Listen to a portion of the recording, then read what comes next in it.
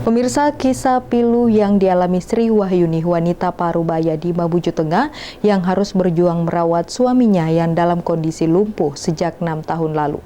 Untuk biaya pengobatan suami dan kebutuhan hidup sehari-hari keluarganya, Sri Wahyuni pun harus bekerja sebagai buruh. 6 tahun lamanya dalam kondisi keterbatasan ekonomi, Sri Wahyuni yang kini berusia 50 tahun terpaksa harus berjuang bertahan hidup dan merawat sang suami yang kini hanya terbaring kaku akibat penyakit stroke hingga mengalami lumpuh.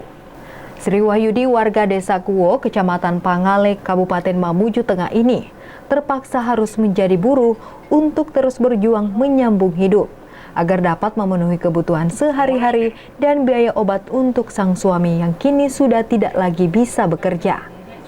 Sebelumnya, Sri Wahyuni mengaku mendapatkan beberapa jenis bantuan dari pemerintah.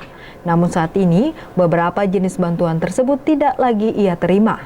Entah alasan apa bantuan tersebut berhenti ia terima, tanpa ada informasi berupa sosialisasi, sehingga saat ini Sri Wahyuni hanya bisa pasrah menunggu uluran tangan dari para dermawan.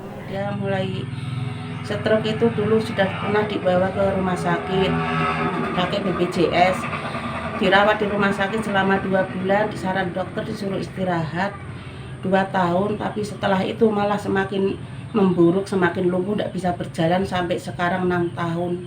Jadi selama itu saya menafkahi anak suami, itu menyekolahkan anak, ya cari sendiri istilahnya, jadi tulang punggung sendiri. Bahkan saya kalau tidak buruh, tidak punya uang, tidak ada penghasilan dari manapun, karena saya terus terang jadi orang tidak punya, biarpun sawah, kebun pun tidak ada punyaannya, ya cuma tempat tinggal kaplingan tanah ini saja.